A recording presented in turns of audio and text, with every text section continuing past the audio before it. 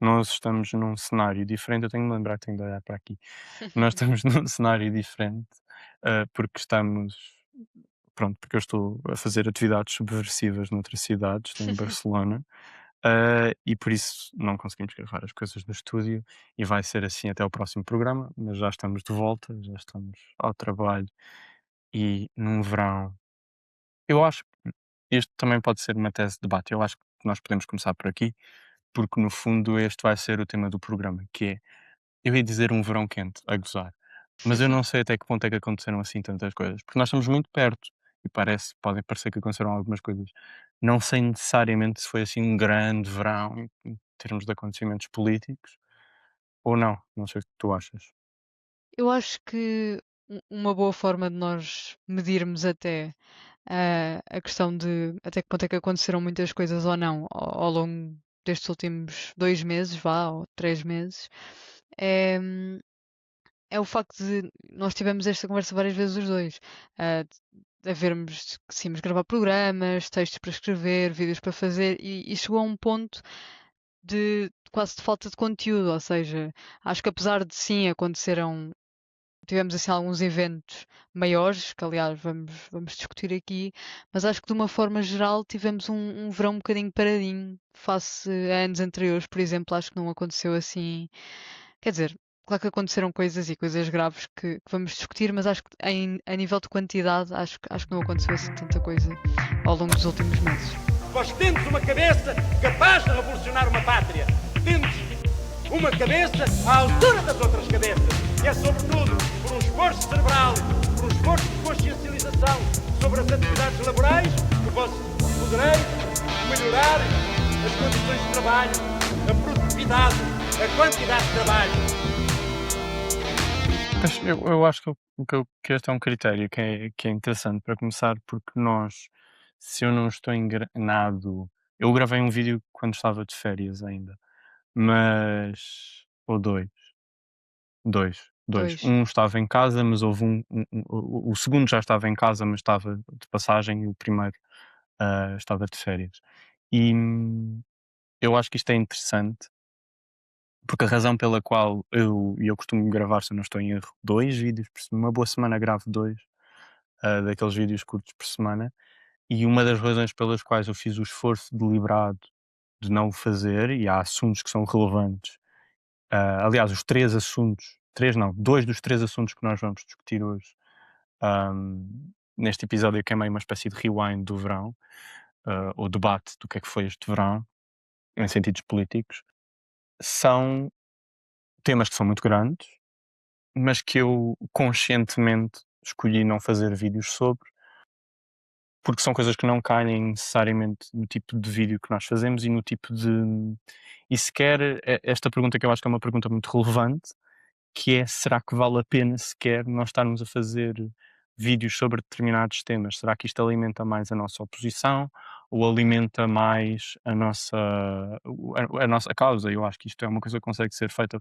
de uma forma muito mesurável e muito objetiva, esse tipo de decisão, e nós tentamos sempre, quando estamos a fazer vídeos, fazer um esforço consciente do que é que se está a debater, do que é que não se está a debater. Não se fazem vídeos só porque sim. Ahm, e o primeiro tema desses foi Ceuta, foram que eu acho que é por aí por onde podemos começar, ahm, que é um tema que é difícil de enquadrar, ah, em termos de vídeo, porque eu acho que nós, para começar, temos de pensar no que é que são as redes sociais e para que é que servem as redes sociais. E eu acho que o trabalho que se faz nas redes sociais não é um trabalho, e nós vamos ver disso, porque depois também vamos falar sobre os exames, que em si configura uma estratégia política no sentido de uma forma de alcançar um objetivo. Eu acho que é uma ferramenta para construir coisas, mas se quisermos é uma ferramenta prévia ao trabalho político, ah, propriamente dito, ao trabalho ativista, propriamente dito, que é, eu acho que vídeos na net têm 2 funções, e eu já vou enquadrar isto com o Ceuta, que é: uma é, enquadrar o debate, ou seja,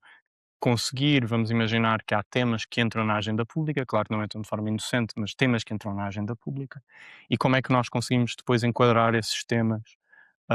ou criar um enquadramento para esses temas que depois seja benéfico para objetivos políticos que são que não são efêmeros, se quisermos. E depois a outra faceta deste tipo de vídeos que eu acho que é bastante relevante é criar uma narrativa, uma base sobre a qual depois, ou seja, dar às pessoas uma espécie de forma de responder ou Sim, de interpretar os assuntos, ou seja, para além do enquadramento, uma coisa um bocadinho mais direta que é, sei lá, tu estás no jantar da família, e começam a falar sobre o de uma forma que é desnecessariamente xenófoba e tu de repente e tu tens este vídeo de 30 segundos que te dá um argumento que te consegue fazer sentido a coisa que tu consegues usar e que depois estabelece este chão comum sobre o qual depois dá para construir um projeto político, mas em si não são coisas que funcionam. E, por exemplo, o que eu senti com Ceuta, e é isso que eu quero discutir agora, é que era um tema que já estava demasiado dominado em termos de enquadramento, porque da agenda 70.000 desde o pessoas primeiro entraram segundo. aproximadamente, entraram em Ceuta e isso objetivamente não é uma propriedade de, se quisermos usar um termo técnico, de agenda setting que a extrema-direita teve. Objetivamente entraram 70.000 pessoas em Ceuta, isso é notícia e ia ser debatido. Mas o Certo, enquadramento que depois foi tido em relação a isso, que foi um enquadramento, hum, até os próprios termos do debate, como por exemplo falarmos de uma crise migratória, certo. ou usarmos termos que remetem a invasão, fizeram com que o debate depois a partir daí se tornasse muito difícil de falar na sua natureza do que era a coisa num vídeo de 60 segundos. E aí eu acho que nós estarmos só a responder de uma forma quente, ah, se quisermos, ou de uma forma factual contra uma sensação que é emocional, acaba por, ou, de um lado, criar a figura de antagonista necessária para os movimentos de extrema-direita conseguirem cismar a sua coisa ou fazer-nos prender numa guerra cultural ou numa guerra sobre um tema efêmero que, no fundo, depois qual é que é o ganho, o objetivo que nós podemos retirar daqui? E aí eu diria que era nulo. Eu acho que é por isso que é tão difícil debater Ceuta num formato muito pequeno e depois o que nós queremos fazer aqui é precisamente debater Ceuta num formato mais longo, mas nesse sentido eu gostava de perguntar a tua opinião em relação este tipo de enquadramentos e se quisermos à função das redes sociais e de outras coisas neste tipo de debates e num debate tão marcado como este, como foi o da imigração, que foi sísmico, se nós quisermos. Nunca entraram 70.000 pessoas de uma vez neste pequeno enclave que é Ceuta. Uhum. A discussão sobre a Ceuta, e que foi uma conversa que nós tivemos na altura, e voltando um bocadinho à questão do vídeo de 60 segundos, eu acho que dois, há duas vertentes aqui que é importante nós considerarmos em relação ao debate todo e à narrativa toda que se criou à volta disto. A primeira é a questão, e tu falaste disso também, da complexidade do tema. Ou seja, acho que é quase desonesto tentarmos simplificar demasiado um tema muito complexo como é este e que tem inúmeras explicações, tem inúmeros fatores, e acho que tentar simplificá-lo demasiado é também extrair um bocadinho a sua importância. Portanto, acho que de um dos lados, essa é uma das razões pelas quais se torna tão difícil tentar condensar isto num vídeo de 60 segundos. E depois, o outro ponto, que é a questão de que narrativas é que nós estamos a alimentar quando nós respondemos no imediato e quase com cabeça quente a estes temas, porque quando a questão de Ceuta acontece, surgem milhares de vídeos nas redes sociais de pessoas de esquerda e de pessoas de direita a falar sobre a situação, e é quase normal pessoas que falam de política ativamente e que falam de política nas redes sociais também terem um instinto quase de responder ao que se passa e de certa forma tentar contribuir para o debate. Mas lá está, acho que ao mesmo tempo, e como tu disseste, há certos momentos em que, aliás, em todos os momentos tem que haver um cálculo sobre o que é realmente importante e o que é realmente relevante e inteligente a nível estratégico fazer, e em assuntos tão complexos e em temas principalmente que envolvem a imigração, que nós sabemos que é um tema que está completamente dominado. Eu acho que essa reflexão tem de ser feita de uma forma ainda mais exigente e com ainda mais responsabilidade, porque nós temos mesmo de ter atenção qual é que são o tipo de narrativas que estamos a servir e a alimentar quando respondemos instintivamente a estas questões. E relativamente a Ceuta, e falando de tudo o que eu vi nas últimas semanas sobre isto, eu acho que uma das coisas que é muito esquecida, de uma forma geral, nos debates quando se fala de imigração, mas também agora com esta questão específica, é uma abstração completa daquilo que está de facto em discussão, ou seja, temos manchetes a falar de uma crise migratória gigante e um fluxo a chegar a Ceuta, mas temos uma abstração da humanidade das pessoas que de facto estão naquela situação e do porquê que as pessoas se veem obrigadas a, a porem a sua vida em risco, literalmente, ahm, para tentar chegar a outro sítio, porque eu acho que é até normal nós do nada sermos bombardeados com imagens de milhares de pessoas a tentar chegar a Ceuta e acho que é muito fácil ficarmos presos aos números e ao impacto visual dessas imagens e isso acabar por ser um bocadinho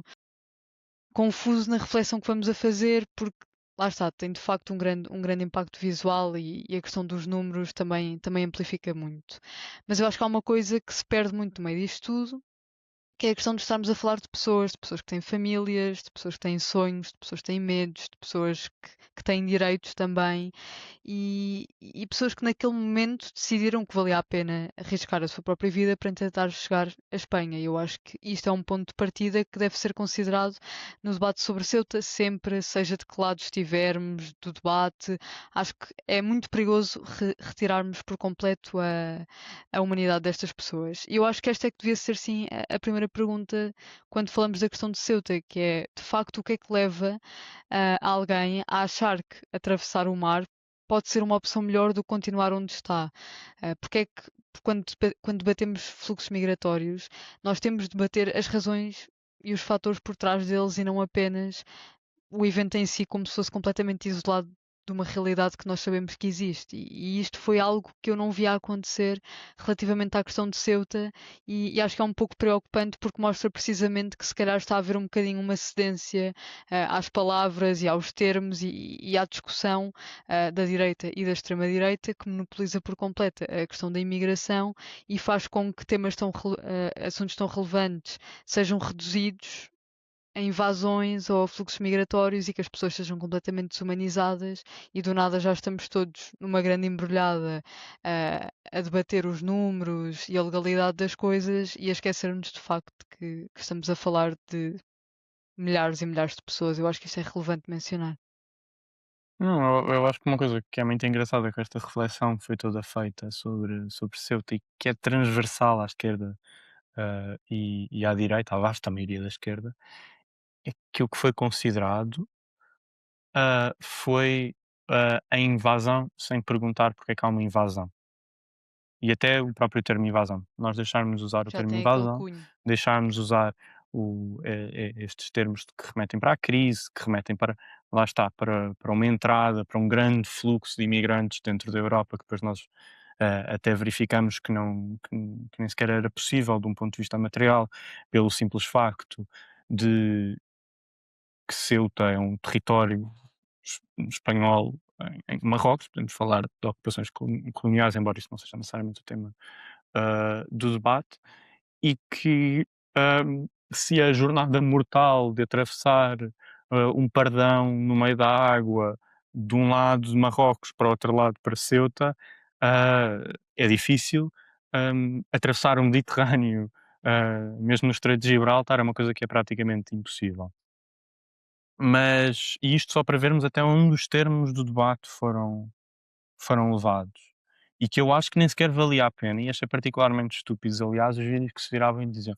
só para vos informar, e depois sempre com esta coisa do seus burros, Uhum. ah, que Ceuta Com é aquele em nariz Marrocos, empinado. não é em Espanha.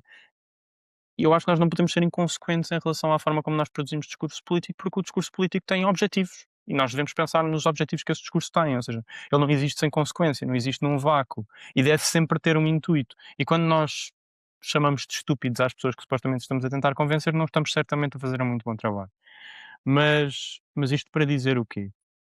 Para haver uma entrada repentina de 70.000 pessoas, e sim, podemos dizer que foi o enquadramento mais popular, feito de esquerda à direita, que houve uma chantagem de Marrocos, hum, que usou Ceuta como refém para impor o seu desagrado sobre os acordos que Espanha estava a fazer acordos energéticos com a Argélia, que iam ultrapassar Marrocos, ou seja, que iam tornar inúteis os viadutos de gás natural, os gasodutos marroquinos.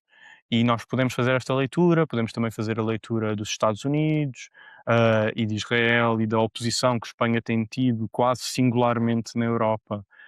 em termos de governo ao genocídio na Palestina e o que é que significaria pôr este governo que muitos podem ver como um exponente,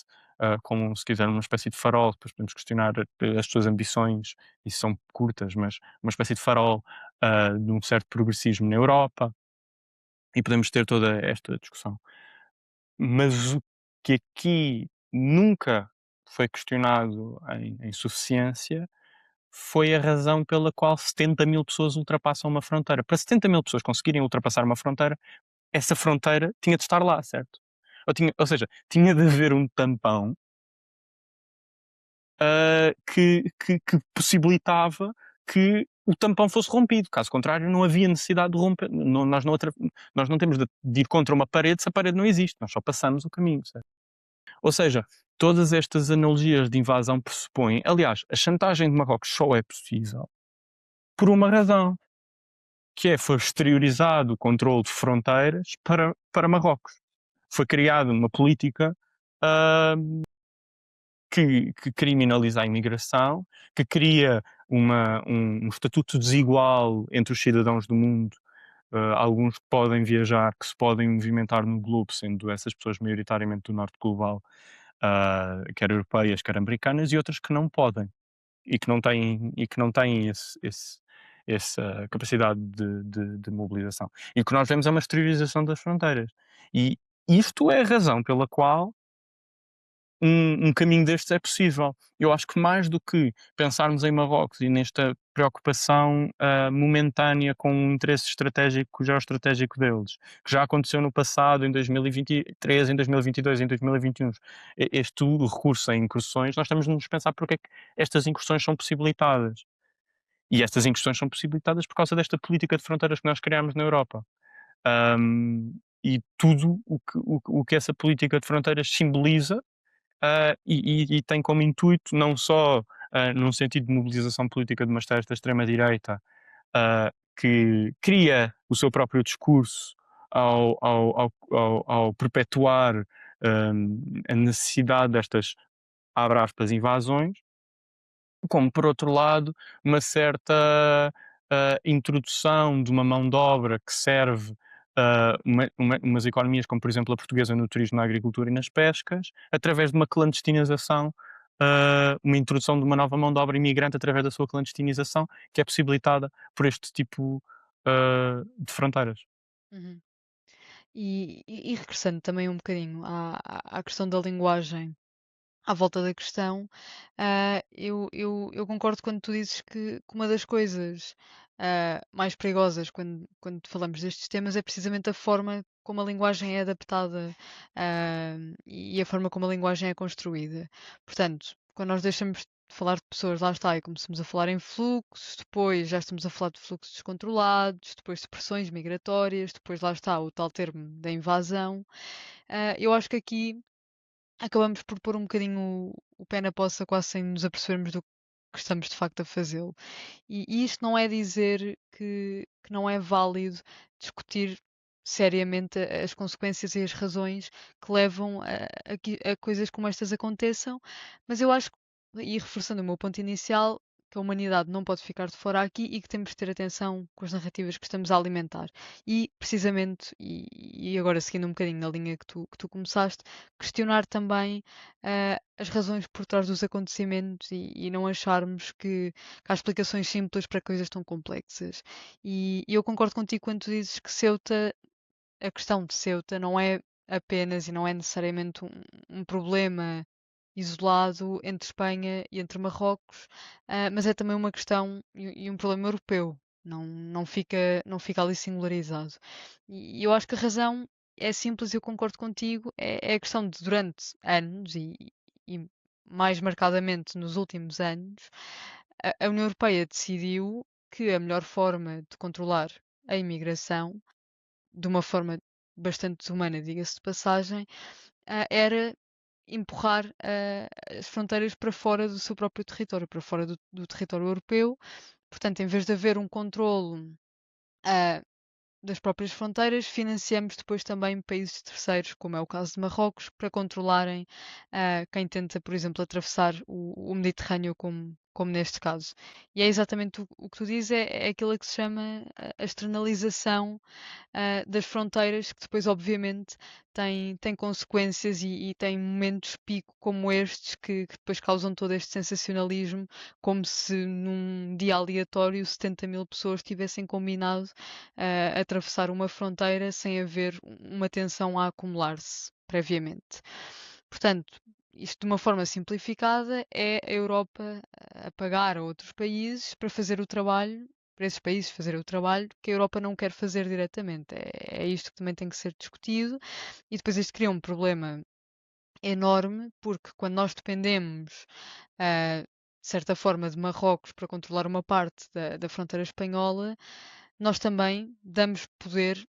externo sobre essa mesma fronteira, que depois pode criar situações como estas. E depois ficamos muito surpreendidos, e o caso de Ceuta sublinha bastante bem esta questão, quando a migração aparece no meio de disputas diplomáticas e políticas, mas a partir do momento em que nós externalizamos o controle das nossas fronteiras, nós não podemos achar que isto não é uma possibilidade que está em cima da mesa. Eu acho que isso seria um pouco ingênuo. Ah, e a União Europeia, portanto, tem que ser de facto tem que ser de facto um ponto mais discutido na questão de Ceuta, porque nós sabemos que há toda esta tendência e toda esta ambição da União Europeia de ser vista como este espaço de direitos humanos e de liberdade e democracia, mas depois, quando nós falamos de questões migratórias, a prioridade parece muitas vezes estar um bocadinho invertida com esta narrativa que se tenta construir. E a pergunta que se coloca já é como é que impedimos estas pessoas estranhas e de fora de chegarem até nós. E depois temos coisas, e acho que não nos vamos estar a alongar aqui muito sobre isto, mas temos coisas como a Frontex e sobre os novos pactos de migração com todas as suas medidas absolutamente desumanas que são promovidas pela mesma entidade política que se tenta pintar como esta defensora da liberdade e dos direitos humanos, e acho que este tipo de hipocrisias também estão a ser, também devem ser sublinhadas, na verdade, e, e acho que é importante nós também termos um bocadinho de nuance na reflexão, no sentido em que quando nós estamos aqui a falar da externalização de fronteiras e a criticar de certa forma a política europeia face às migrações, nós não estamos necessariamente a dizer que também não há responsabilidades, por exemplo, de Marrocos, neste caso específico, nesta questão, porque de facto tem de haver algum tipo de responsabilidade para um evento destes poder acontecer, é verdade, e se houve algum tipo, por exemplo, de violência contra migrantes, acho que é algo que deve ser denunciado. Se as próprias autoridades marroquinas tiverem utilizado estas pessoas como instrumento de pressão política de facto, acho que também é uma questão que pode ser discutida, mas acho que mais uma vez não podemos limitar a nossa análise e temos de questionar um bocadinho mais de porque é que as coisas acontecem e não simplesmente aceitar as explicações mais superficiais sobre temas tão complexos como este. Sim, acho que indubitavelmente há objetivamente um usufruto de Marrocos e está documentado não só desta vez, da migração como arma política, que aliás é uma estratégia que se tornou bastante comum nos últimos tempos, não só com Marrocos, como também com a Turquia, sendo sempre que precisa de extrair algum tipo de concessão europeia faz a mesma coisa, ou até da própria Bielorrússia, que nós sabemos que houve um caso em 2021 em que a Bielorrússia voou uma série de imigrantes, ou de, se quisermos, requerentes de asilo, no Uhum. caso, na sua maioria, muito provavelmente, sírios, e de outros países da Ásia Ocidental, voos para o seu país com o intuito de depois os fazer atravessar a fronteira para a Polónia, para a Letónia, para a Lituânia, e criando esta crise com objetivos marcadamente políticos. Hum, mas eu gostava de ser ainda mais ambicioso aqui e vermos aqui uma tensão que existe e que precisa de ser construída, desconstruída, que é, por um lado, a fronteira.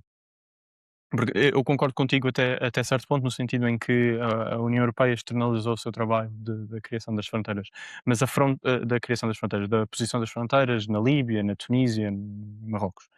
Mas por outro lado, eu acho que é relevante nós termos um discurso sobre o que é a fronteira nos seus sentidos modernos, qual é que é o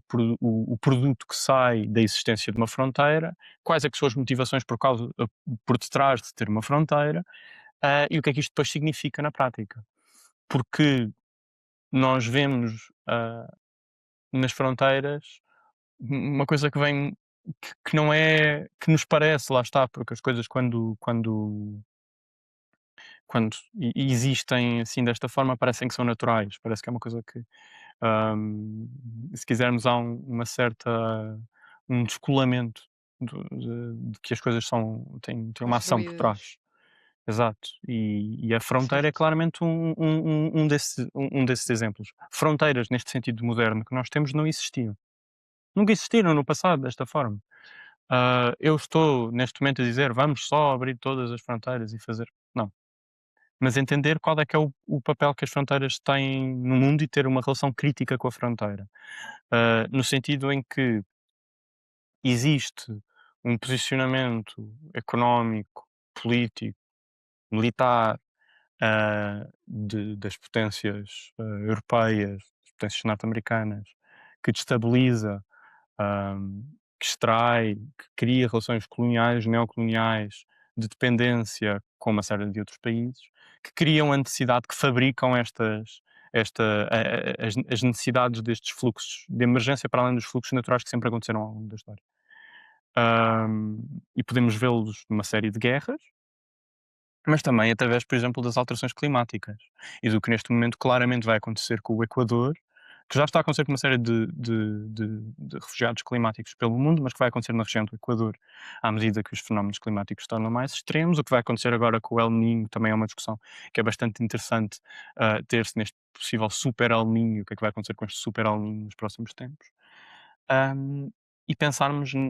nisto, para começar. Ou seja, a fronteira não é inocente, surge de uma necessidade e depois tem uma função, hã, de, de certa forma, de se inserir num capitalismo racial que discrimina a mão de obra, que tenta extrair mais lucro, de pessoas que são subalternizadas, que são invisibilizadas, que entram para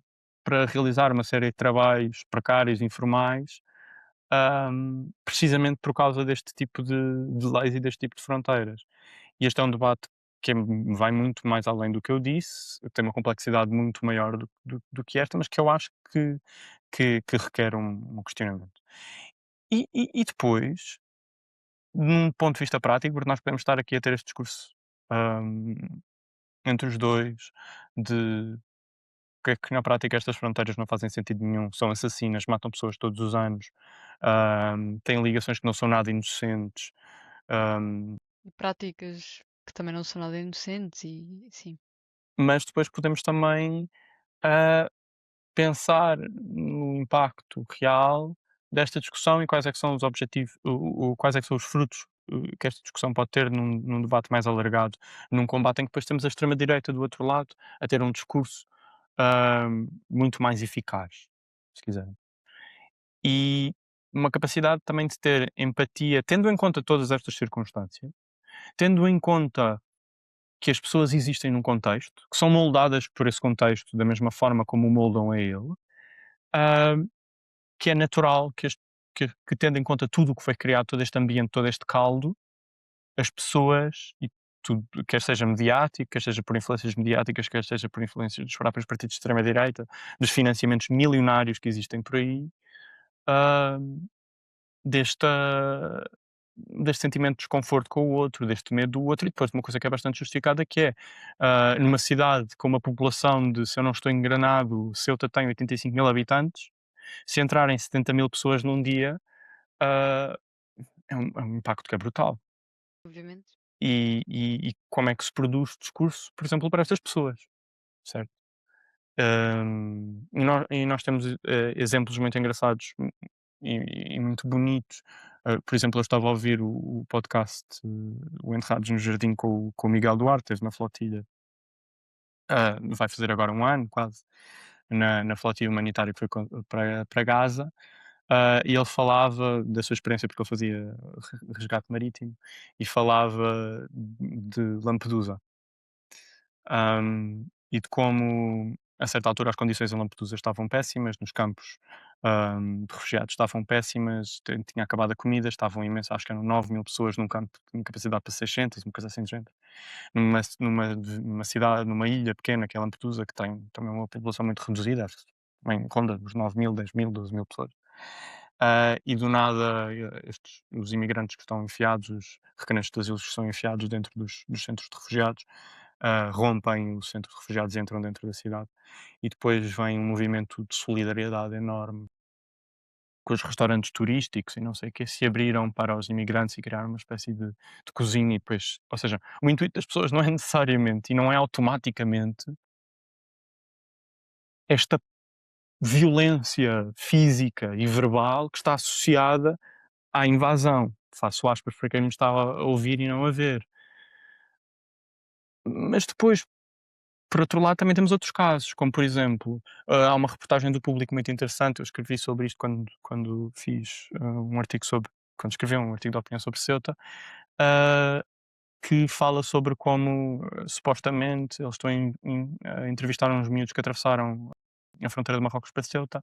e que eles foram espancados por lojistas também de origem marroquina, sobre a desculpa de que, isto ia provocar mais restrições à imigração e que ia criar um clima ainda mais difícil para estes lojistas. E aqui, neste caso, nós conseguimos ver claramente a internalização desta lógica da violência, desta necessidade dos imigrantes, que destrói a solidariedade totalmente, hum, destas pessoas começarem a sentir-se completamente sozinhas, de sentirem a necessidade de se provar para este sistema, de serem o bom imigrante, o imigrante que trabalha, o imigrante que tem uma família, que quer criar uma família, que é honesto, que não é como os outros. E ou seja, como tudo isto é internalizado. E a minha pergunta é, e isto é uma coisa que eu não tenho resposta e que eu acho que é uma pergunta que a esquerda tem de responder muito rapidamente, que é como é que se produz um discurso eficaz em relação à imigração, que não tem necessariamente de se bater por discutir diretamente imigração, que certamente não é debater imigração nos moldes da extrema-direita, mas que tem de se questionar, ah, e que tem de produzir um sentimento de alternativa, de esperança e de projeto em relação à realidade, tendo em conta a realidade que nós temos, tendo em conta que não vivemos num conto de fadas, tendo em conta que não podemos só manufaturar uma realidade assim do nada, sobre a imigração. Ou seja, Eu como é que nós falamos com as pessoas que se sentem sozinhas nas periferias e que culpam a degradação social, a destruição das oportunidades de trabalho nos imigrantes? Como é que falamos para os próprios imigrantes e como é que eles se tornam uma classe política com agência e que produzem o seu próprio discurso dentro de uma sociedade, que não era inicialmente a deles? E como é que depois, por outro lado, falamos com estas pessoas, os interlocutores de zonas que têm muitos imigrantes, como por exemplo Odmira, certo. que interagem com estas realidades que são profundamente, ou seja, se eu for um velhinho que mora em Odmira, com uma população que foi sempre a mesma, progressivamente envelhecida, poucas oportunidades económicas e do nada 346.000 imigrantes entram dentro da minha cidade por causa deste tipo de economia de agricultura intensiva, claro que vai haver um choque. Agora, como é que se constrói um discurso e como é que se constrói uma comunidade que é capaz de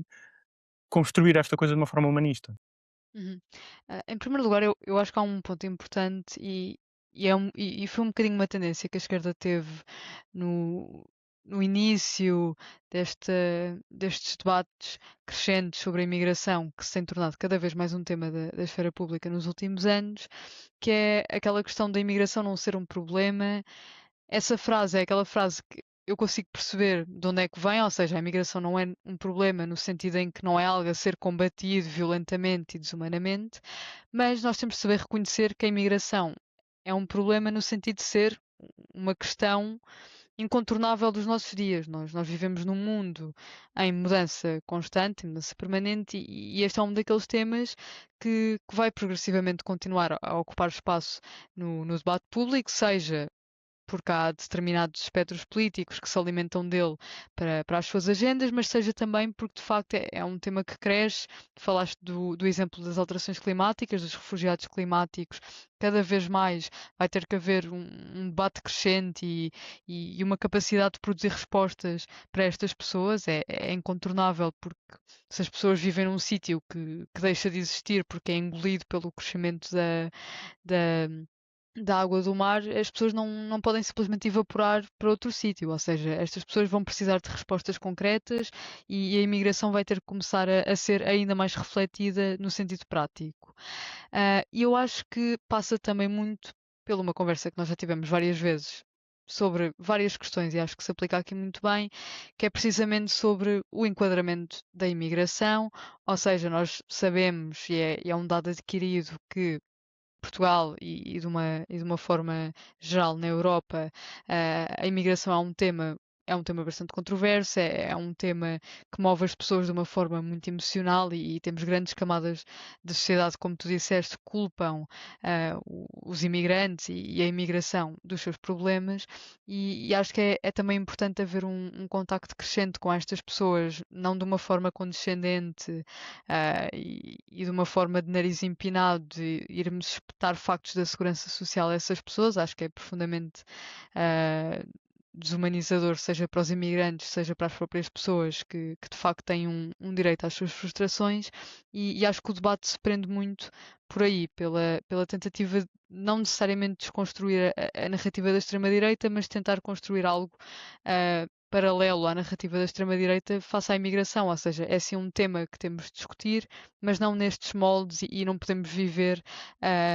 perpetuamente a rebater os argumentos da extrema-direita e a manter-nos apenas nessa posição defensiva. Acho que é mesmo importante explicarmos de onde é que estas frustrações surgem, na verdade, porque, por exemplo, tu falaste ainda há pouco da necessidade da fronteira e da relação crítica que devemos ter com a fronteira. E eu acho que é importante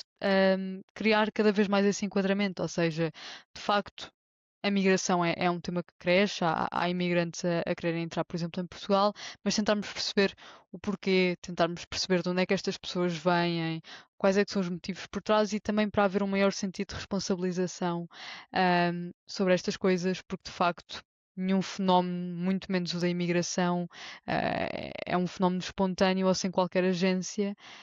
Há sempre motivos, sejam sociais, económicos, por trás disto. Portanto, acho que o caminho se pode fazer muito através dessa sensibilização e acho que é cada vez mais importante e cada vez mais urgente procurar dar respostas nesse sentido. Só para depois fazer um ponto para fechar, pelo menos o que eu tenho a dizer ainda sobre Ceuta.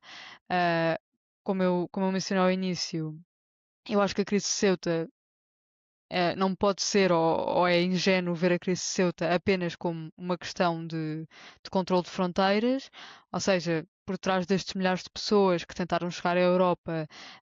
existem desigualdades económicas, existe precariedade, existe falta de oportunidades e existe, no fundo, a procura por uma vida mais digna, e isto tem que ser dito e tem que ser reconhecido. Ao mesmo tempo, lá está, não nos podemos manter na leitura superficial, e temos também de pensar na União Europeia e na responsabilidade direta que a União Europeia tem também nesta realidade, ao apostar, como nós discutimos há anos, na externalização das suas fronteiras, porque o resultado que nós temos visto e a realidade atual é uma Europa cada vez mais fortificada, quase, onde as vias legais se têm tornado cada vez mais insuficientes para estas pessoas poderem construir uma vida digna de uma forma segura e de uma forma legal, ou de uma forma regulamentada, digamos assim. E estas rotas perigosas têm-se tornado a alternativa, ou a única alternativa para muitas destas pessoas, que depois, mesmo que consigam chegar ao seu destino, vão enfrentar, por exemplo, trabalhos de exploração, trabalhos precários, precisamente por também terem o seu processo de regulamentação dificultado, e isto também não é um processo inocente. Portanto, eu acho que a questão de Ceuta acaba por expor não apenas a tal crise migratória, entre aspas, mas também o fracasso de uma política europeia que prefere tentar controlar e afastar as pessoas em vez de criar formas seguras, legais e humanas, no fundo, de criar uma mobilidade que seja de facto uma mobilidade de integração e humana, para estas pessoas que procuram melhorar a sua condição. Eu por acaso discordo de ti no sentido em que a política falha. Eu acho que a política funciona perfeitamente para os efeitos dela, ou seja, nós podemos olhar nesse sentido e dizermos: "Ok, tipo, o objetivo é este", e pensarmos: "Isto não está a funcionar", mas eu acho que a fronteira é um tampão, que tem um efeito, que tem o seu efeito entendido, no sentido em que, funciona com uma capacidade de introdução de mão de obra de forma, clandestina, e depois funciona para produzir outros discursos. Mas mas o que eu queria terminar aqui com este tema e fazendo ponto para o próximo, é essa questão do enquadramento que tu tocaste mesmo quando começaste a falar agora, da esquerda se ter enganado, com o enquadramento, ah, que que tem em relação à imigração, que eu acho que vai mais longe do que isso, porque não é ou seja, nós deixámos-nos prender numa dicotomia num enquadramento que não foi feito por nós. Uhum. Não só os temas da agenda não são controlados por nós. A imigração não é controlada por nós. Enquanto introdução de tema, estou a falar da esquerda no sentido amplo, como a forma como a imigração é debatida não é controlada por nós. E eu acho que provocou, e nós temos sempre um sentimento que eu acho que é correto inicialmente, mas que às vezes tem um efeito que não é positivo, que é, há este debate na televisão. E há um enquadramento do debate que é a crise migratória em Ceuta. E depois, automaticamente, aqui criam-se 2 posições quase, que é uma é o contra a crise e outra pró a crise. E depois chama-se as pessoas da esquerda para defenderem que são, que são contra a crise, por exemplo, ou pró a crise, nem entendem onde é que eu estou a tentar chegar. Ou seja, és contra entrarem 70.000 imigrantes de uma vez no teu país, sim ou não? E tu tens pessoas a Exato. dizer que não e pessoas a dizer que sim. O enquadramento já é péssimo. E depois nós temos este instinto automático de, se nós não estivermos lá a ter este debate, o debate, as vozes vão ser só de direita. Mas nós estarmos sequer a enquadrar-nos neste debate com estes termos, é já algo falhado. Eu acho que o que aconteceu e que é muito genial do ponto de vista da extrema-direita, é que esta conseguiu construir uma espécie de gaiola em que fez refém a esquerda no seu discurso, em que Certo. conseguiu criar na esquerda esta figura, se quisermos uma caricatura, já não é a esquerda que está na gaiola, mas é uma voz que na prática não é uma voz de ninguém, que são as pessoas que dizem: "Sim, vamos ser invadidos, nós queremos que as nossas mulheres sejam violadas, nós", e é um efeito que é muito pernicioso. E aí acho que sem dúvida, há uma necessidade de falarmos sobre a imigração de outra forma, e eu acho que se prende em 2 coisas, que estão interligadas. Uma, tem a ver com uma frase que eu li, que eu gosto muito e que também incluí naquele texto que eu escrevi sobre Ceuta, que é, na grande mai isto é uma frase de um jornalista espanhol chamado Jonathan Martínez, eu vou traduzi-la mais ou menos, ah, em que ele diz: "Numa grande maioria das fotografias publicadas, os imigrantes vêm. Muito poucas vezes vamos com eles. Conhecemos o lugar de onde chegam, mas não vemos o lugar de onde escapam." Este eu acho que é o tema principal para enquadrar a imigração. Num sentido, e é aqui que eu ligo à segunda parte que eu também queria dizer, que não sabemos, de onde vêm, não sabemos de onde escapam. Ou seja, só vemos a imagem do imigrante a vir à costa. E isto é muito provavelmente porque o imigrante não se constitui enquanto um sujeito político, ativo e não passivo, ou seja, uma coisa que se diz e não uma coisa que produz o seu próprio discurso na sociedade. Em Portugal, principalmente. Há outros países em que esse não é tanto o caso, mas em Portugal não há estas vozes. E eu acho que uma das coisas que era muito importante era começarmos a definir os termos do debate dessa forma. Não só termos mais Miguéis Duarte, pessoas que fazem resgate marítimo todos os dias a falarem sobre este tipo de coisas, não só os termos do debate estarem enquadrados de uma forma completamente diferente, isso é uma coisa que nós vamos ter de forçar, porque não vão ser os mídias tradicionais que o vão fazer, e depois ter as próprias vozes dos imigrantes a contarem a sua história. Um dos exemplos fantásticos disto foi a peça do Tiago Martins, ahm, O Inimigo do Povo, que esteve recentemente no CCB. Mas não pode ser uma peça no CCB, porque uma peça no CCB não é um discurso popular. A peça é fantástica, não estou a criticar a peça nem de perto nem de longe, mas há uma forma de temos de construir uma forma de transmitir esta humanidade, e isso passa por dar agência a estas pessoas para se constituírem enquanto um sujeito político que fale por si e que não.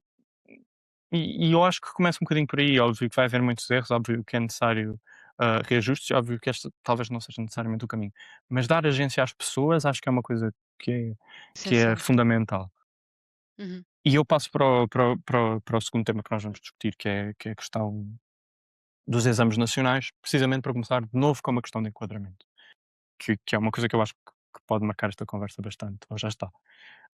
Que é, havia uma situação que foi criada de uma forma, uma crise política que emerge dentro do governo, que não tem interveniência de atores externos, mas que consegue ser usada por estes atores externos não só para centralizar os seus próprios temas, quer seja uma educação pública forte, quer seja oporem-se à total destruição que está a acontecer do Ministério da Educação, e construírem, não só oporem-se, mas como construírem coisas ainda melhores e mais ambiciosas, cria-se esta crise toda enorme, que é transversal. Transversal no sentido de, do mais pobre ao mais rico, toda a gente faz exames nacionais, toda a gente foi afetada por estes exames nacionais. Pais, professores, alunos, toda uma classe, o país inteiro, na prática, foi afetado por esta crise, que é uma crise que não é inerentemente político no sentido de estar ligada a uma clivagem, e por isso permite, se quisermos, um uso desta situação. E eu acho que o que nós agora podemos ver, e que na altura dava para sentir esse cheiro, era uma coisa que eu também previ, mas que não era possível dizer na altura, é que houve muita indignação, houve muito barulho, ah, mas não houve nenhuma força capaz de transformar este barulho numa espécie de movimento, ou noutra coisa qualquer, usá-lo para um objetivo político. Quanto mais não seja para a reversão destas medidas ridículas, que foram, e desta situação ridícula que foi criada pelo governo. Porque se nós olharmos, a questão da digitalização e das suas ineficiências da forma como está, continua igual. A situação desigual, injusta, desrespeitadora sobre as quais foram corrigidos os exames, continua igual. Aliás, para o ano as coisas vão seguir-se da mesma forma. Daqui não foi tirada nenhuma vitória política, e havia uma oportunidade fantástica para ser tirada daqui. O que é que isto diz? Eu acho que isto diz muito mais sobre nós do que diz sobre a incompetência técnica deste governo, do ministro, que podia ter acontecido nesta altura como podia ter acontecido noutra. Certo. Eu acho que quando a situação dos exames começa a explodir, foi de facto uma indignação brutal e um momento em que de facto houve um abanão forte ao governo e nomeadamente ao Ministro da Educação, e eu concordo profundamente contigo quando falas de não ter havido nenhuma vitória política neste sentido, ou seja, foi claramente desperdiçada uma oportunidade de muita efervescência e de uma efervescência quase não, completamente transversal a vários setores da sociedade que não E soube atenção, ser deixa-me só dizer uma aproveitada. coisa, que é, isto não pode ser imputado nos ativistas jovens que encabeçaram, por exemplo, o Obviamente. movimento de chumbar um ministro ou uma coisa assim, não é isso que eu estou a Uhum. dizer. Acho que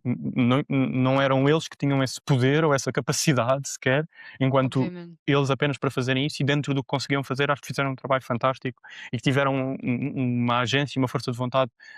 aplaudível, principalmente se nós Brutal. pensarmos que são pessoas que não só estavam na situação dos exames, como têm 18 anos. Sim, são, Ou seja, aliás, ou 17, estão ou no ensino 17, ou secundário 17, ou e seja, E é Isto não louvável. tem absolutamente nada a ver com as pessoas que, nos diferentes movimentos, que se já puseram, estiveram atenção, Acho não acho acho que que a acima de crítica tudo, está aí. Acho lá que a está, eu crítica acho tem de ser uma que crítica mais geral e que não acho que seja que sequer lhes possa ser atribuída. Acho que acima de tudo é isso, ou seja, a crítica não é de todo direcionada ao indivíduo ou aos coletivos que tentaram encabeçar e que tentaram transformar esta indignação em alguma coisa, mas acho que este é mais um caso que segue um bocadinho aquela lógica da indignação que fervesce e que morre sem produzir necessariamente algo para além disso. E este caso é um pouco um extremo disso, essencialmente o governo de Luís Montenegro não teve nenhuma consequência direta da sua incompetência. O ministro continua em funções, como tu disseste, os mecanismos vão se manter, portanto, de uma forma geral, não houve qualquer consequência prática para tal incompetência. Apesar de toda a indignação que foi criada. E eu acho que o mais revoltante nesta situação, ao nível, por exemplo, do estudante, é que os estudantes do ensino secundário fizeram aquilo que lhes foi pedido ao longo de uma temporada marcante da sua vida, ou seja, estudaram, cumpriram prazos, houve toda uma camada da sociedade a preparar-se para um momento que é decisivo para o seu futuro e depois há toda a discussão que é a questão dos exames nacionais em si e da sua legitimidade, mas acho que isso é outra conversa completamente à parte. E a verdade é que, neste caso, quando o sistema falha, ou seja, algo completamente alheio a estas pessoas, foram os alunos que tiveram de ficar a lidar com a ansiedade e com a incerteza, e eu acho que grande parte desta frustração e desta indignação que nós falamos vem precisamente daqui, de ser um acontecimento completamente alienado daquilo que os alunos poderiam ou não fazer e terem de ser eles a arcar com as consequências. Depois há toda aquela conversa disto já acontecer numa fase da vida que já é marcada por ser um período de tensão enorme, porque durante meses, quando se está no ensino secundário, há muito aquela conversa de que aquelas vão ser as provas que vão decidir o nosso futuro. ah, e estes alunos tiveram uma pressão acrescida quando depois descobrem que esse futuro pode ficar condicionado por decisões e por falhas que não tiveram, no fundo, absolutamente nada a ver com eles. E eu acho que é difícil pedir a estas pessoas que assumam responsabilidade pelo seu futuro, ahm, quando o exemplo que eles têm é um governo que não assume sequer responsabilidade pelo sistema que criou, porque depois toda a narrativa que foi construída pelo governo e pelo Ministro da Educação à volta da questão foi uma desresponsabilização total e uma insistência na questão técnica sem haver uma tentativa, pelo menos, de assumir responsabilidades políticas. E eu acho que a frustração dos alunos, em parte muito daqui, e a indignação parte muito daqui, e, e acho que também há uma camada com uma indignação acrescida, que é, que é aquela questão disto ser uma falha que de certa forma não afeta toda a gente, ou não afeta todos os alunos da mesma maneira. Todos são afetados logicamente, e acho que isso não é sequer discutível, mas nós sabemos que depois há a questão das desigualdades e a questão de nem todos os estudantes terem as mesmas condições para lidar com os tipos de problemas que lhes foram apresentados. Temos a questão toda das desigualdades que giram à volta dos explicadores, dos apoios privados, dos acompanhamentos, ou de simplesmente da capacidade que algumas pessoas podem ter de esperar por uma solução sem que isso altere drasticamente a sua vida, enquanto para outros estudantes perder, por exemplo, uma oportunidade destas pode também significar perder um ano inteiro de esforço e acho que é importante falarmos ahm, da, da enorme pressão que foi colocada nestas pessoas e da injustiça que os estudantes portugueses enfrentaram na questão dos exames. Regressando só um bocadinho à questão do enquadramento, acho que de facto ahm, podia ter havido não um aproveitamento, mas de certa forma uma forma melhor de tentar amplificar a frustração destas pessoas e tentar usá-la para a construção de algo que não foi feita. Acho que as razões são várias e é a tal questão que eu mencionei que nós já discutimos várias vezes, que é a questão da impermanência dos movimentos e da sua dificuldade de se perpetuarem no tempo, e de facto fico bastante triste de ter surgido um momento com tanta capacidade de mobilização que depois acabou por não se traduzir na prática. Acho que foi uma janela que se perdeu, mas ao mesmo tempo acho que também foi um momento de alguma transparência daquilo que é a incompetência deste governo, que já teve vários destes episódios de incompetência e de grandes abanões políticos. Acho que este é apenas mais um deles, e acho que a forma como a situação se desenrola e a forma como o ministro e como o governo conseguem, de certa forma, limpar as mãos deste problema, acho uma desresponsabilização extrema e um grande absurdo, principalmente para os professores e para os alunos e para as famílias que tiveram e continuam a ter as suas vidas e as suas semanas afetadas por esta questão. Acho que nós temos de ser claros em relação a isto, no sentido em que é uma falha que não tem precedentes, que não tem desculpa, porque vem de uma decisão política concreta, que parte de uma decisão que, embora o ministro negue, todos sabemos, porque há provas disso, que é uma decisão que é informada, e que vem de coisas que são muito mais profundas do que estes temas em si. Vem de uma vontade e uma necessidade de sucateamento do sistema de educação, vem do Ministério da Educação. Por exemplo, em março de 2026 foi anunciado o plano de dispensar 50% da força de trabalho destas instituições, porque há este deslumbramento com a inteligência artificial que de alguma forma vai conseguir substituir os seres humanos. Depois é bastante engraçado, porque nós vamos ver este deslumbramento está presente em muitas multinacionais que despedem 100 pessoas num dia e depois passado 2 semanas têm de as recontratar, porque na realidade há um Precisam desconhecimento delas. profundo em relação ao que são, na verdade,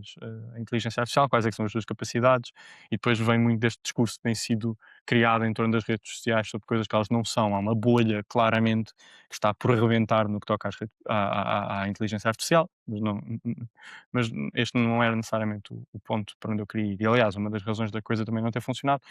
provavelmente também está ligado a este movimento que está a acontecer no Ministério da Educação, em que há uma data de professores que estão a ser enviados para as escolas de novo porque estão-se a extinguir uma série dos seus institutos, etc. Ah, mas depois,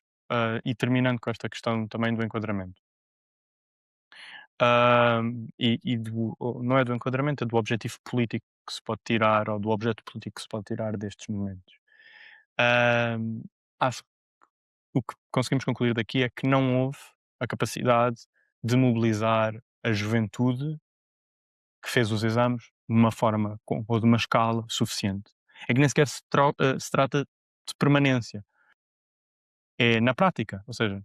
nós fomos ver a manifestação que aconteceu à frente do Ministério da Educação. De novo, não estou a culpar as pessoas que a organizaram, não acho que sejam eles que devam ser alvos de culpa, porque não acho que é um fenómeno que os transcende. Foi pequena. Não houve muita gente, e eu acho que em parte isto é criado pelas redes sociais, que produzem uma certa passividade na interação com a política, que produzem uma certa desculpabilização, ou uma certa deixamos de sentir a necessidade da ação, porque uma coisa que está a acontecer, nós postamos e sentimos-nos indignados e de certa forma é uma válvula de escape das indignações, mas depois uma coisa mais geral e que tem de ser debatida, que é este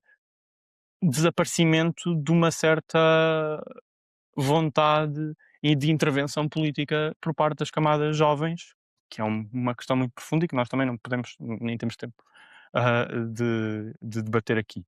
Mas que é uma coisa que é central para entendermos este momento. Não nos podemos enganar. Eu acho que o que é tão assustador em relação à questão dos exames é que a vasta maioria das pessoas não estava à espera que milhares saíssem à rua, que houvesse grande, grande indignação, que o ministro caísse, que as coisas fossem todas abaixo. Não havia essa expectativa. Ou seja, nós já passámos o ponto de não existir essa expectativa. Porquê? Porque esta já nem sequer existe nos nossos horizontes de possibilidades. Exato. Ou seja, não é que não consegue ser executada, é que nem sequer consegue ser Ser compreendida pensada. como uma possibilidade. E se nós pensarmos, talvez há 10 anos ou há 20 anos, isto ia acontecer. Nós sabemos que isto ia acontecer, porque sabemos o que é que aconteceu, principalmente nos anos 90, em torno da luta com a propina e da massividade destes movimentos e da sua força. Hum, e como em tão pouco tempo, e isto diz muito sobre a nossa capacidade de organização política, sobre a evolução dos nossos partidos políticos, não só em Portugal, como no mundo, mas neste caso em Portugal, que o nosso horizonte de possibilidades, no que toca à atividade política e ao protesto, e à mudança se tornou significativamente mais pequeno, ao ponto de nós nem sequer equacionarmos um futuro diferente, só estarmos à espera que, pronto, que isto ia ser um grande momento nas redes sociais, que se ia discutir durante um mês, que as pessoas iam estar super indignadas, que o ministro talvez se demitisse, mas que não estávamos à espera que milhares de pessoas. Realisticamente, eu acho que a vasta maioria das pessoas não estava à espera que milhares, Sim, dezenas de sim, sim, milhares de pessoas fossem completamente. para a rua. E não estar à espera que isso acontecesse é assustador, porque isso era o que devia estar a Mesmo. acontecer. E há anos era o que estaria a acontecer. Fazendo esta ponte, só mesmo para terminar de uma forma sucinta, para o caso do Ministro da Administração Interna, do Luís Neves, e eu acho que o caso em si é um pouco relevante, mas toda esta discussão que houve à volta do caso, e de novo, não se demitiu ninguém. E o que é que significa o Ministro não se ter demitido face a todas estas evidências enormes em seu torno, que descredibilizam completamente a sua atividade, descredibilizam a PJ e põem este governo em muitos, muitos maus lençóis. É mesmo uma pergunta que é: porquê é que o ministro não se demitiu? Uhum. Eu concordo contigo quando dizes que não vale a pena estarmos aqui a dar a dar uma grande explicação, ou a estar a falar dos eventos ou dos episódios que se acumularam em torno deste ministro 1 a 1. Acho que isso não tem muito interesse para a reflexão que nós estamos a tentar fazer. E eu acho que a questão em torno de Luís Neves não pode ser reduzida a um único episódio. Lá está, temos a questão da piscina, temos a questão do outro lado de droga, enfim, há um N de situações que aparecem num período muito curto de tempo, e eu acho que a maior reflexão que se tira daqui é que nós não estamos a falar de uma polémica, lá está, estamos a falar de várias, e é todo um conjunto de situações que juntas eu acho que começam sim a levantar sérias dúvidas sobre a transparência, sobre o conflito de interesses, sobre a responsabilidade política dos agentes Sobre a políticos. idoneidade das Ah, nossas instituições. exatamente. E eu acho que uma reflexão importante a fazer aqui é precisamente o impacto que este tipo de situações têm na sociedade, porque hoje em dia vivemos numa sociedade profundamente descrente nas instituições, profundamente descrente na transparência ou até mesmo na legitimidade dessas instituições, e acho que mais uma vez o caminho não é tentar tirar legitimidade a essa desconfiança das pessoas, porque depois temos momentos como estes que nos provam precisamente que se calhar esta desconfiança não vem de um vácuo e tem sim fundamentos e em alguns momentos até pode ser justificada. E eu acho que esta é a reflexão que tem que ser feita, ou seja, de que forma é que este tipo de episódios afetam a forma como a sociedade e como os representados, digamos assim, veem o governo e as próprias instituições, e de que forma é que a ausência de reação, seja pelo ministro neste caso, ou seja até pela camada da sociedade que se limita apenas a discutir e a falar da situação, mas sem nunca dar um passo em frente e manifestar algo mais, de que forma é que isto afeta a forma como se faz também política hoje em dia, de que forma é que, por exemplo, tu deste o exemplo do ministro não se ter demitido, o que é que isto também significa para a sociedade civil e para a população indignada com estes episódios? Eu acho que a questão de Luís Neves se prende muito precisamente nestas discussões, nas questões da legitimidade e da transparência, que com o passar do tempo e com seguidos episódios deste género, só neste governo, não é o primeiro episódio ou a primeira polémica a surgir. Portanto, eu acho que é importante haver também uma reflexão dos efeitos que isto tem na sociedade e depois, num nível mais extenso, até que os efeitos que isto pode vir a ter a nível democrático, porque no fundo estas instituições são as instituições democráticas que suportam um, este sistema, portanto, o que é que isto pode significar também nesse nível mais alargado, a nível mesmo da democracia representativa em que estamos. Eu acho que para além, pronto, desta questão que nós já falámos com a questão dos exames e de uma total desmobilização da sociedade, que tem causas muito mais profundas, que requer uma análise muito maior. Eu acho que o que nós conseguimos observar num curto espaço de tempo é uma banalização de uma palavra que eu não vou usar porque não me quero meter em problemas, mas de atos, ah, no mínimo eticamente questionáveis. No mínimo preocupantes. E fico por aí nos termos que eu vou usar, porque é uma banalização deste clima e que nós podemos ver nestes 2 governos de Luís Montenegro. Começando pelo próprio primeiro-ministro, que muito interessante, também um episódio deste verão, ironia do destino, se deixou filmar no Nós Alive, com lá está, deixou-se filmar, não sabia, com um anúncio da Casinos Solverde que o avançava em 4.500 € por mês, atrás. E, e o E primeiro-ministro que também disse não ir de férias e depois também se deixou gravar em praias do Algarve a nadar quando supostamente iria estar a tratar dos assuntos da nação. Mas mas sim, aí eu não tenho problema nenhum com o primeiro-ministro vá de férias, eu acho que ele realmente precisa de parar e limpar a cabeça para ter ideias um bocadinho melhores. mas Mas que não diga o contrário. mas mas há aqui uma coisa que é claramente problemática, que é, quer seja a casa do primeiro-ministro e os seus 97.000 gazilhões de andares construídos de uma forma questionável, quer seja toda a questão da Spinum Viva, que é preocupantíssima e que lá está, se nós estivéssemos noutro clima, nós vamos lembrar-nos porque é que o António Costa se demitiu. O Uhum. António Costa demitiu-se por causa de um parágrafo escrito ahm, no auto da Procuradoria-Geral da República, ah, que não o constituía um arguido de uma investigação. Luís Montenegro foi constituído arguido numa investigação. E isto é, é preocupante. É preocupante este ser o ponto a que nós chegamos. Quem diz isto? Diz a história, também o Soares e as ligações do seu gabinete de advogados, não vou entrar por aí. Ahm, e todo este clima que banaliza esta forma de fazer política,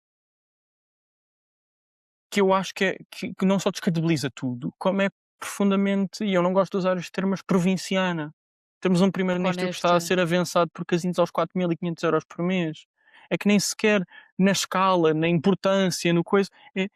são coisinhas, é aos poucos, é uma coisita, pronto. É piscinas, é 4.500 € aqui, é esta, Uhum, uhum. são estes Esta quid pro quos da pequenez. treta que me fazem um pouco eu acho que é problemático e no fundo o que eu queria dizer em relação a este tema, e que eu acho que é mais preocupante é isto, esta banalização deste tipo de comportamentos questionáveis num governo, põe em causa a idoneidade das instituições, muito mais do muito mais preocupante do que os próprios governantes, que não só alimentam um certo tipo de discursos, como pronto. Mas por aqui eu fico no que toca a este tema. Sim, acho que também só para terminar é precisamente esse ponto e foi também onde eu estava a chegar no fim da minha intervenção, que é a tal questão de o que é que esta banalização e o que é que a normalização deste tipo de comportamentos que, por consequência, descredibilizam as instituições, vão significar para um futuro em que crescem forças antissistema, entre aspas, que, como nós já dissemos inúmeras vezes, que se aproveitam dessa desconfiança das pessoas nas instituições democráticas e que se aproveitam das frustrações da população, ou seja, estamos a banalizarmos e normalizarmos este tipo de práticas. Eu acho que essencialmente o que é feito é pôr lenha para uma fogueira que cresce, de uma erosão profunda pelo menos do status quo que conhecemos e das instituições que conhecemos que se manterem este ritmo de erosão, não sei quanto tempo é que serão sustentáveis, E atenção, honestamente. deixa aqui contradizer-me também um bocadinho para dizer outra coisa, que é, há uma certa salubridade na esquerda que eu acho que é extremamente pouco produtiva no que toca a casos, e aqui não estou a falar destes, por exemplo, um discurso em relação à corrupção. Não me faz sentido, tendo em conta tudo o que temos visto nos últimos anos e tendo em conta todas as provas substanciais em relação a tudo o que temos visto em relação nos últimos anos, e não estou a falar de nada em específico, que não haja um discurso na esquerda, que a esquerda deixe o discurso da corrupção para a extrema-direita.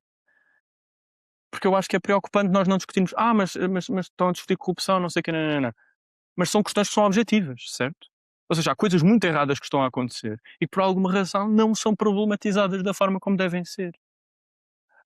Só este discurso, põe em causa as instituições. E eu concordo perfeitamente, foi o que eu acabei de dizer. Mas precisa de haver um discurso contra a Contra este corrupção, tipo de práticas. contra práticas questionáveis que podem estar a acontecer neste momento. Porque mais uma vez é assim um Nomeadamente, problema. etc, etc. De novo, não estou a falar nada específico. Claro, claro. Mas Mas mais uma vez, diz. mas é isto. Acho que também há um certo pudor em tocar em certos temas e que não tem servido ninguém bem. Porque não é que não são temas que não se devem tocar porque não se devem tocar, porque estamos a sujar os pés. São temas que são objetivamente necessários neste momento. É uma conversa que precisa de ser tida sobre coisas que são chagas na nossa sociedade. Sim, não é nenhum tabu, no fundo. E que honestamente só alimentam a extrema-direita, deixarmos este discurso, que é um discurso que aliás é legítimo, não nos termos que eles o fazem, Acho que é legítimo. necessariamente, que não são termos que têm quaisquer provas ou nada, é só gritar coisas. Ah, deixar esse debate entre a extrema-direita, e acho que um discurso que nós até aliás temos observado bastante, o Partido Trabalhista Belga, que tem crescido bastante nos últimos tempos. Um dos seus discursos, tem um grande discurso económico, de problemas económicos e desigualdade, não sei o quê, e depois tem um discurso anticorrupção muito grande. E esse tem sido uma combinação que os tem feito crescer bastante. Eu acho que isso também é uma coisa que, por exemplo, precisa de ser estudada. E quem diz os belgas também diz, por exemplo, os franceses também têm alguns exemplos disso. Mas pronto, queria só deixar este adendo, lembrei-me que também era uma coisa que era relevante dizer. Mas pronto, então, se não há assim mais nada, passamos para as nossas recomendações culturais para o fim do programa. Não sei o que é que tens para nos recomendar agora, que as pessoas até que ainda podem ter um pouco de férias para Para ler, ver um aproveitarem. filme, não sei. Eu sou uma pessoa que normalmente quando me apetece ver tipo uma série ou um filme ou algo desse género, eu recorro muito ao documentário. Eu gosto muito de ver documentários, filmes documentais, séries, é algo que me interessa bastante. E nas últimas semanas, ainda por cima, como temos estado também de férias do programa, é uma coisa que eu tenho feito muito, portanto vou recomendar o último documentário que eu vi, que é um filme. Eu vi na Filmin, não sei se está disponível em mais plataformas ou não, mas que se chama em português Elon Musk Exposto, a experiência da Tesla. E basicamente é um filme documental que tem pai, 1 hora e meia e que desconstrói a fachada toda, no fundo, que é a Tesla e as práticas que ela utiliza, a forma como trata ou tratou os seus antigos empregadores,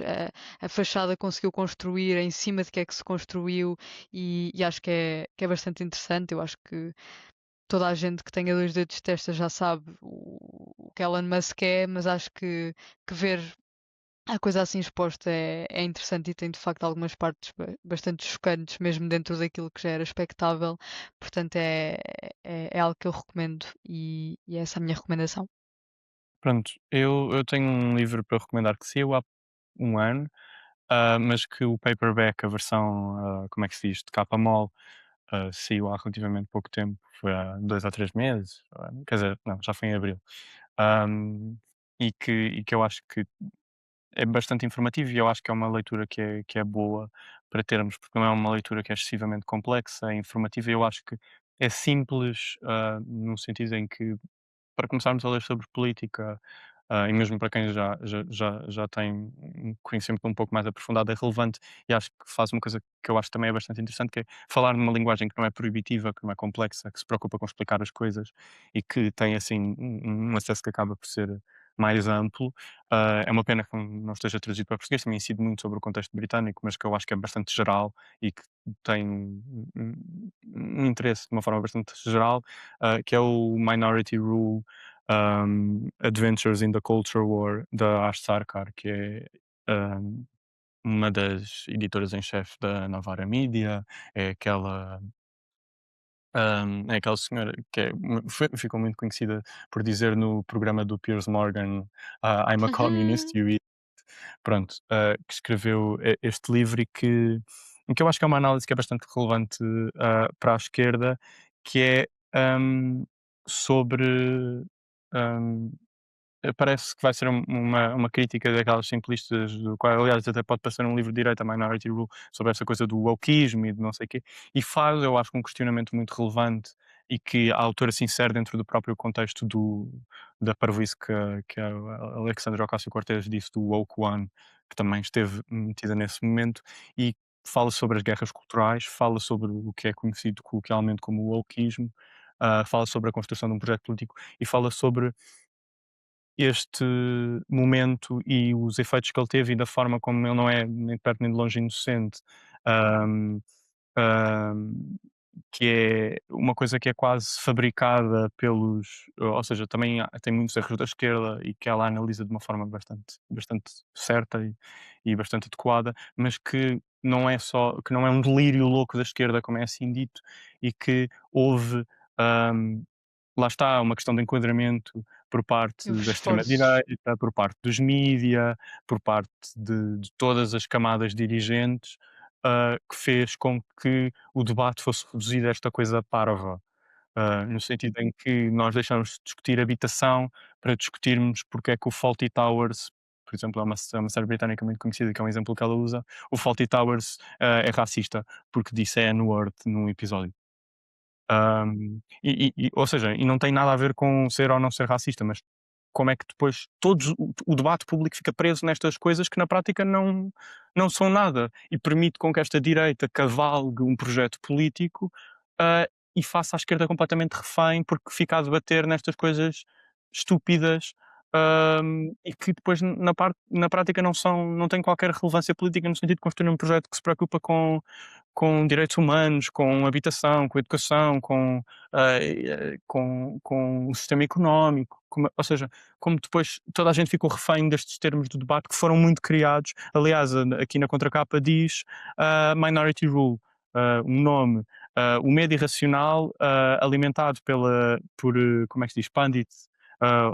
comentadores da extrema-direita, jornalistas e bilionários, de que as minorias estão a substituir as grandes populações. Ou seja, esta ideia que foi criada quase como agora os gays dominam o mundo, agora têm mais direitos do que nós, agora não sei o quê. E como, no fundo, a direita conseguiu criar um discurso que é muito problemático, em que as culpas são projetadas horizontalmente para outras pessoas da nossa classe ou para baixo e nunca para o verdadeiro problema, e assim continuam a governar nos seus projetos que acabam por atacar as pessoas que aqui estão perdidas porque lhes atiraram areia para os olhos. E pronto, e de nós é tudo. Vemo-nos na próxima semana ainda nestes cenários, mas estamos certos que retornamos em setembro já no cenário certo. Dia 4. Exatamente, ainda nos vemos uma vez assim nestes cenários. Por isso, até para a semana.